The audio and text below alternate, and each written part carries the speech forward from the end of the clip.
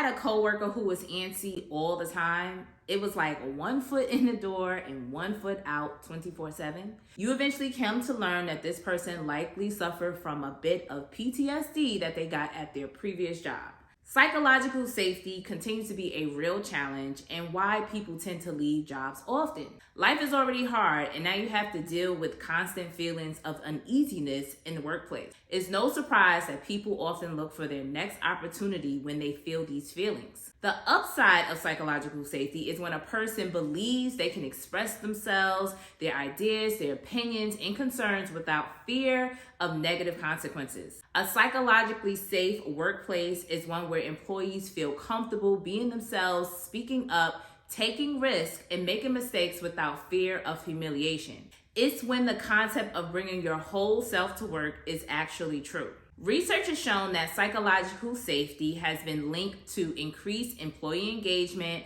better problem solving, greater creativity, and innovation. And employees in psychologically safe workplaces are more likely to share their ideas and opinions, which leads to more effective decision making and problem solving. Additionally, it leads to higher job satisfaction and lower rates of employee turnover, aka burnout.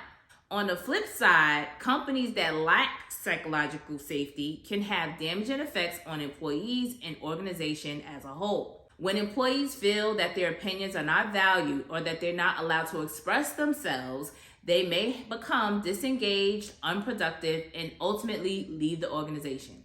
Raise your hand if this has been you.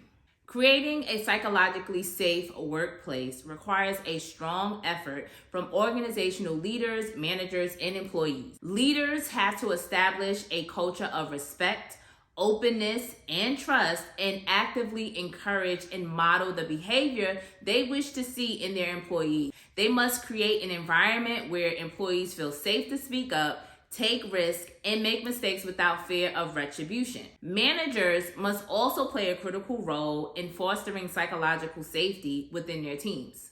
You have to become an active listener, provide constructive feedback, and support their growth.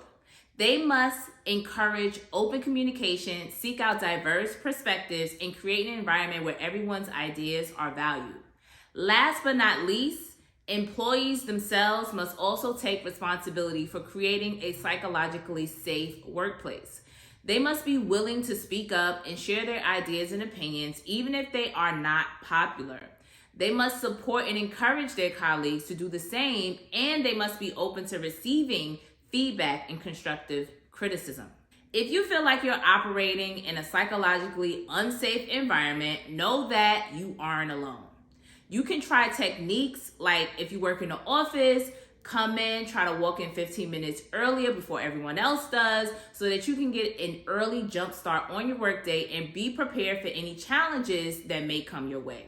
You might also be wary of the relationships you've established in the workplace, which is totally fair. But if there's at least one person, not HR, that you can talk to about your challenges, you should try to reach out to that person and build that bridge. I know it's hard to shut off and disengage from your 9-to-5 responsibilities off the clock, but can you do something that makes you feel good? I recently went to an old school skating rink with my son, and the experience was so freeing. I felt like I was back in middle school. Well, that's today's video on psychological safety.